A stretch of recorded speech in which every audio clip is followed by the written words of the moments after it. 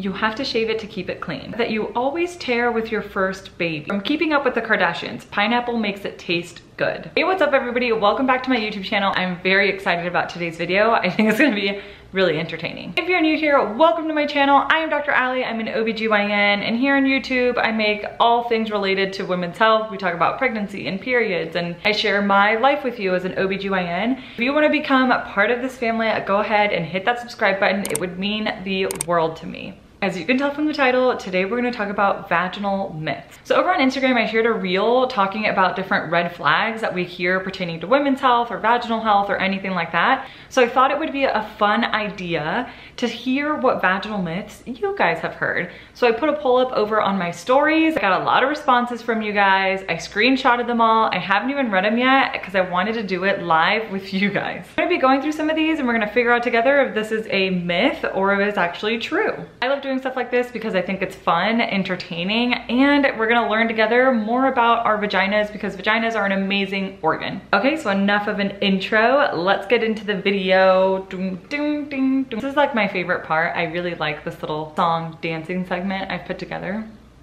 Anyway, roll it.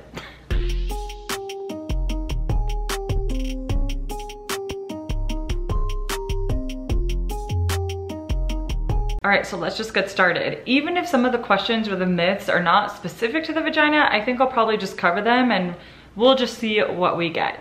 All right, first and foremost, being on birth control will make you infertile. This is one of the biggest myths that we have to date. I've made several TikToks on this. A lot of the friends that are also OBGYNs that I've made through TikTok have made multiple posts, multiple TikToks about this. This is a myth. Birth control does not cause infertility. Now, I could definitely make a whole separate video on this, but here's gonna be kind of my 2 cents as to why some people might think there's a correlation between birth control use and infertility. So a lot of women or young girls get put on birth control when they're young, or maybe they're teenagers, sexually active, want to prevent pregnancy, so they start taking birth control pills, and then they stay on birth control pills until they're 20 or until they're ready to start a family. So then they stop taking the birth control pills, start trying to conceive, and they can't get pregnant. So automatically, a lot of people assume, well, you took birth control pills for 10 years, that's probably what made you infertile. And no, birth control pills do not do that. They do not stay in our system. Even if we've taken them for 10 years, birth control is not going to stay in your system forever. Here's what likely happened. Maybe you have some sort of underlying condition. Maybe there was PCOS or endometriosis or something that the birth control was helping control. It's almost like the birth control was helping you treat that underlying condition. But now that you're not taking the birth control pills, that underlying condition is now present and there's difficulty getting pregnant. Now, I know this doesn't apply to everyone, and let me know if you want me to make a full video on birth control because I'm happy to do that, but that's kind of my short answer. If there's ever any question about infertility or anything like that, I encourage you to reach out to your doctor so that you can get more answers specific to you. Remember that medicine is not one size fits all. Next up, is it safe to eat the vagina, not the body? What I'm assuming this person is referring to is oral sex. So is oral sex safe? Is it okay to go down on a woman? The answer is yes. As long as 1, you're being consensual, and 2, I encourage both parties to get tested because you want to try to limit the amount of sexually transmitted infections. At the end of the day, oral sex is completely safe and it's okay. Next question, from Keeping Up with the Kardashians, pineapple makes it taste good. This is 100% a myth. I don't know who started this whole pineapple makes sperm taste good or pineapple makes your vagina taste better, smell better, anything like that. There's actually no good scientific study where I can say, yes, 100% pineapple makes you taste better, makes you smell better. That's all a myth. This one, again, I've gotten multiple times already. It says that it needs to be cleaned out. Oh boy. How long can I spend on this? I have made so many posts and TikToks about this. The vagina is a self-cleaning organ. Let's say it together. The vagina is a self-cleaning organ, meaning the vagina doesn't need perfumes, it does not need douches, it does not need to be all up in there and cleaned out. The vagina is an amazing organ that actually, she does a pretty good job of cleaning out herself. So if there's ever any doubt in your mind, whether some discharge is normal, abnormal, it's starting to smell different to you, anything like that, I 100% encourage you to reach out to your OBGYN's office and get that checked out. do not try and do douches or perfumes or anything like that. A lot of the times those products can worsen any sort of symptoms and they actually are not good for your vaginal health. Remember, the vagina cleans itself. There's no need for soaps or perfumes. Some warm water is just fine. When we talk about cleaning the vulva, definitely use a sensitive skin soap. I like to personally use Dove sensitive skin soap. That's fragrance free, very good for sensitive skin. You don't need to harshly scrub or anything like that. Just get some soapy water, let it run down the area, separate the labia, clean the folds, and you're good to go. I'm having so much fun with these. If a woman is on top, she can't get pregnant because gravity keeps the sperm down. 100% a myth. If you're having penile vaginal sex, there is always a chance of pregnancy. Whether it's you're on top, doggy style, in the shower, in a hot tub, in a pool, it doesn't matter. If the penis is inside of the vagina and ejaculation occurs, a sperm could make it up through the cervix, through the uterus, and find an egg. You have to shave it to keep it clean. This is 100% a myth. Pubic hair is going to protect the skin of the vulva because that skin is definitely a lot more sensitive than your other skin. Think of it like the skin under your eyes that are really sensitive. It's the same of the vulva. So that hair is there for protection, to protect against infections, but some women don't like to have the hair, and that's completely okay. Whether you choose not to shave, you wax, you laser, anything that you're comfortable with is okay. Just make sure whatever technique that you're using is safe and clean because you don't want to get infection. Next up, that you always tear with your first baby. Now, I do have a full video. It was actually the first video I uploaded to YouTube all about vaginal tears during childbirth. Now, do all women tear when they give birth, even if it's their first pregnancy? No. That is a myth. Not everyone tears. Is there a really high chance of tearing if it's your first delivery? Yes. Most women do tear, not all women though. I've done plenty of deliveries on first-time moms where there's absolutely no tear, and it's fantastic. If you want to know ways that you can decrease your chances of getting a vaginal tear during birth, I will link that video down below because I talk about 2 things that you can do. Here's another one relating to hair. It says that hairless is cleaner and better. Again, false.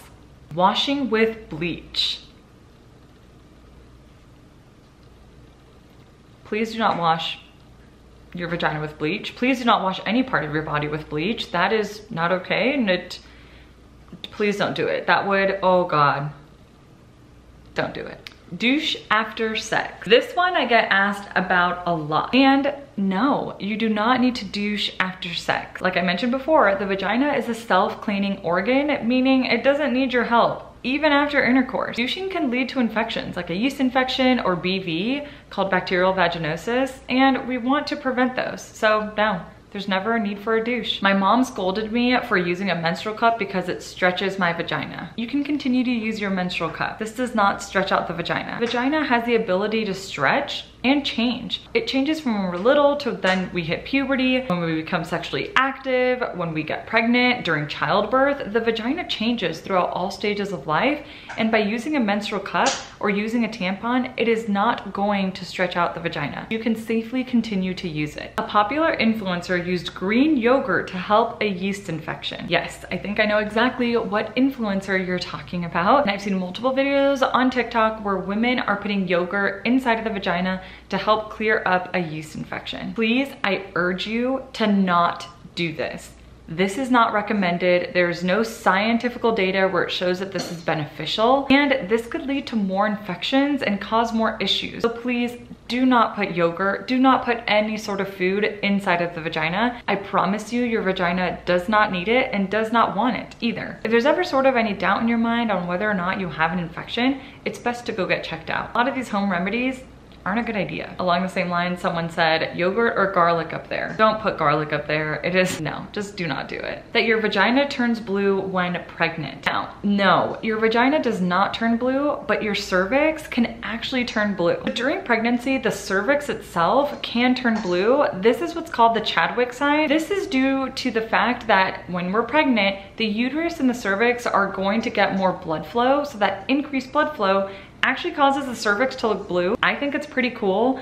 Whenever I do a pelvic exam on a pregnant patient, a lot of the times I'm like, oh look, a blue cervix, and they kind of panic and freak out, and then I'm like, oh, this is completely normal, and it's called the Chadwick sign. We see it all the time. They all look the same. They aren't supposed to smell, meaning anything but flower. This is 100% a lie. Your vagina should not be smelling like flowers. It does not need to smell like flowers. Now, vaginas, yes, they do have an odor, and that's completely normal. It should never be an odor that is disturbing or new to you and different. It's bothersome, it's itchy, or anything like that. But it shouldn't smell like flowers either. I promise you, no one's vagina naturally smells like flowers unless you're using perfumes or fragrances, and that's only gonna cause more irritation and issues down the line. Spray water and vinegar a week after giving birth and it will tighten you up. This is definitely a new one, and no, this is 100% a myth. There's nothing in the composition of water or vinegar that are going to tighten anything. And do you need to tighten up your vagina after giving birth? Absolutely not. Like I mentioned before, your vagina does change throughout our life. When we're pregnant and when we give birth vaginally, the actual tissue of the vagina, yes, it does loosen and it does stretch because it has to accommodate a baby going through the birth canal. Now, your vagina just needs time to heal, but all of that tissue will come back together. You do not need to do any sort of douche with water or vinegar to encourage this or promote this tightening back up. No. You can only wear tampons if you aren't a virgin. Now, you can wear tampons during your first period and you can wear tampons after you've had 6 kids. Doesn't matter, you can use tampons. So it's not encouraged to use tampons immediately after giving birth as everything is healing, and it's not encouraged after you've had a hysterectomy until you've completely healed. But other than that, it's okay. Hello? Hello, camera time. Camera time. If I use a tampon, I will lose my virginity. Now, I don't know where this myth started either, but this is 100% not true. Just because you use a tampon does not mean you've lost your virginity. It's okay to use tampons. Putting a piece of basil in it will cause your period to come earlier. Yoni steams or Yoni pearls. I've gotten multiple questions on this already. 100% no. Do not use these products. It is all a scam. I have seen patients in the office after using a Yoni pearl who come in with desquamating vaginal epithelium. Not something that I ever want to describe again. And it can cause severe burns of the vagina itself. Trust me when I tell you, your vagina doesn't need it, and don't use them. This is companies taking advantage of you and taking your money. It's easier to use 2 tampons at once than worry about changing it later. This is absolutely not true. Tampons are made to be used 1 at a time and should only be used 1 at a time. By putting 2 tampons in there, you increase the risk of 1, infections, and 2, forgetting that you have 2 tampons in and leaving 1 in place for multiple days. I have seen this happen in the office, and again, it can cause a lot of necrotic tissue in the vagina and a lot of severe infections. So definitely only use 1 tampon at a time. No one ever talked about how discharge can bleach your undies. This is actually true. Now, the natural vaginal discharge that we have that is normal is very acidic, and it's normal to have discharge throughout different phases of the menstrual cycle. So eventually some of that discharge is going to get on your underwear. Because of the high level of acidity, it can actually bleach your underwear or cause those stains. Completely normal, and it's okay. Still surprised when my patients think that they pee out of their vagina and think there's only 1 hole. I have seen this multiple times as well. It is unbelievable, but also not surprising to me because our sexual education is so lacking in the United States. But we have 3 holes. Urethra, where the urine comes out of, vagina, where periods come out of and where babies come out of, and the anus, where stool, poop comes out of. Labial size is proportional to how many people you've slept with. Not true. Exactly, not true. We have the labia majora, which is on the outside, and the labia minora, which are on the inside. And these can look very different person to person. Some, the labia minora are slightly larger than the labia majora. Some it's the opposite. Some of them are longer than others, and that's completely okay. Everyone's body is different and not everything is gonna look the same. That if you had any discharge, it meant you weren't clean. This is completely fake. Everyone's going to have discharge, and it is completely healthy and normal to have some sort of vaginal discharge. Like I mentioned earlier, it should never be irritating, it should never be a foul odor, a different color, or anything like that. But your vaginal discharge changes throughout your menstrual cycle. Sometimes you may notice it's more clear, more stringy, maybe a little bit more sticky, where at other times it's going to be a little bit more like white, yellowish, cream colored, but again, shouldn't have a foul odor, cause any issues, anything like that. Sperm causes vaginal, cervical, uterine, mouth, throat, and stomach cancer. That's a lot of things, and none of them are true. Last but not least, the whole cherry popping situation. Now, cherry popping situation is referring to hymenal tearing. Back in the day, there used to be this thought that was misogynistic and started by men that if a woman's hymen wasn't intact, it meant that she had already had intercourse. This is 100% fake. The hymen is a tissue that is right outside of the vaginal opening. Now, this tissue can tear early on in life. As children, we're very active, we're running around, we're playing, we can have trauma to the area, we can go horseback riding, it can tear. There's no clinical significance in determining whether or not a woman has had sex. Again, this is based on completely misogynistic thinking, and I'm sick of hearing about it because there's absolutely no way that for me as an OBGYN, I can look at someone or look at their vagina and know that they've had sex. The best way for me to figure that out is to point blank just ask you, are you having sex? Are you sexually active? Have you had sex before? Pretty easy when you learn to communicate with people. All right, everybody, that brings us to the end of the video. I hope you found this entertaining, but also educational, and that I've been able to answer some of your questions. If you enjoyed this video, please give me a thumbs up. Also, let me know, are there other myths that I didn't talk about? What else have you heard? I'd love to talk about it even more in the comments. Now, I will leave all of my social media linked down below: TikTok, Instagram, my blog. My blog, I write in Spanish and in English. And if you're not already, I would love it if you became part of this family here on YouTube, so go ahead and hit that subscribe button so that you don't miss another one of my videos. All right, you all, have a wonderful week and a beautiful day. Always remember to be kind and show love to everyone around you. I love you guys, and I'll see you on my next video. Bye.